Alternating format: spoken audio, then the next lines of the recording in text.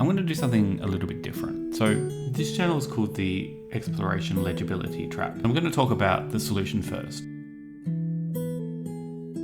Here's the uncomfortable truth that we usually dodge. Reality has edges, hard ones. No one sees the whole picture. No one controls all the variables. Every choice leaks consequences, usually to places we didn't intend. That's just how things are. Gravity, entropy, human nature, pick your poison. And because the world is constrained, responsibility suddenly matters a lot more than would like. We do have agency though, real agency, just not the superhero kind.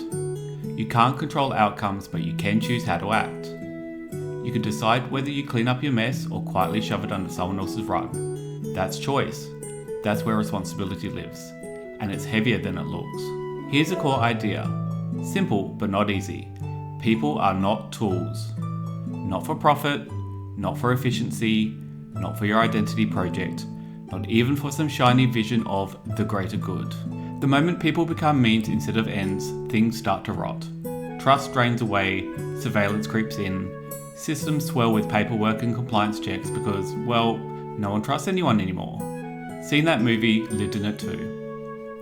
So let's talk about love. Not the Hallmark version, not the rom-com soundtrack stuff. Real love is quieter, heavier.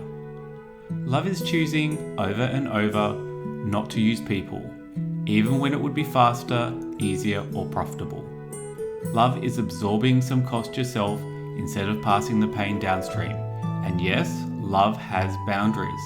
Anyone who tells you otherwise probably wants something from you. No boundaries, that's not love. Responsibility sits right next to love. They're inseparable. Responsibility means you don't outsource blame by reflex. It means you don't reach for excuses the second things go sideways. You own what's yours. You fix what you can.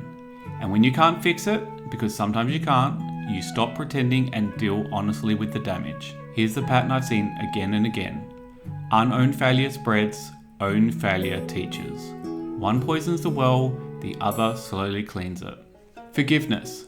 Tricky word, loaded word. Let's clear something up. Forgiveness is not pretending harm didn't happen. It's not letting people off the hook, and it's definitely not something victims owe anyone to keep the peace. Forgiveness, when it happens, is a gift the harmed give themselves first. It's saying, this doesn't get to run my life forever. That's it.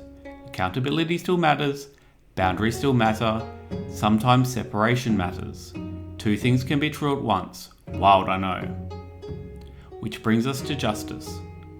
Sometimes, despite all the talk and chances and good intentions, someone keeps causing harm. At that point, boundaries aren't optional, they're necessary. Separation, containment. In extreme cases, force. Not because it's good, but because the alternative is worse.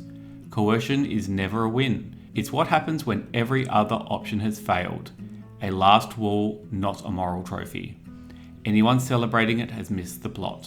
Now, about collapse.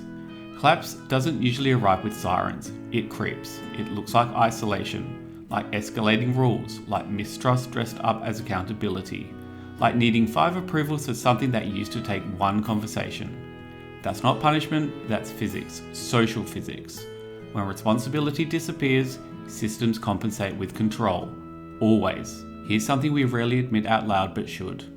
Not everyone has to agree for good things to exist. Seriously, healthy communities don't wait for universal buy-in. They grow locally, quietly, through trust. Through people who show up, take responsibility, and don't treat each other like expendable parts. The unwilling don't get veto power over what's good. They never have. And about scale, this matters. Everything beautiful doesn't need to scale. In fact, trying to scale it usually kills it. The moment you start optimizing moral life, you start measuring proxies. And proxies lie, they always do. When coordination is unavoidable, and sometimes it is, authority should look like stewardship, not domination. Fewer levers, more accountability. Long-term fruit over quarterly wins. Boring wisdom, not flashy control. Not sexy, but it works. Work could feel different, by the way. In places where people are trusted and trustworthy, you don't need endless monitoring. You don't need armies of middle managers. You don't need everyone burning themselves out to prove they care. Good systems feel lighter, slower, more human. Funny how that works. Pain doesn't disappear in any of this. Let's not kid ourselves. People still get sick, things still break, hearts still crack open. That's part of living in a limited world. Pain isn't a verdict. It's not proof you failed, it's just information. A reminder that we're finite and need each other more than we'd like to admit. So no, this isn't about perfection, it's about direction. Did you own the harm? Did you treat people like people? Did you refuse to make things worse just because you could? That's the real question. And the commitment, if there is one, sounds something like this. I'll take responsibility even when it's inconvenient. I won't use people as tools. I'll hold boundaries when harm shows up. I won't escalate damage just to feel righteous. I'll build trust where I can, locally, imperfectly. And I'll choose direction over perfection, even if I'm the only one doing it.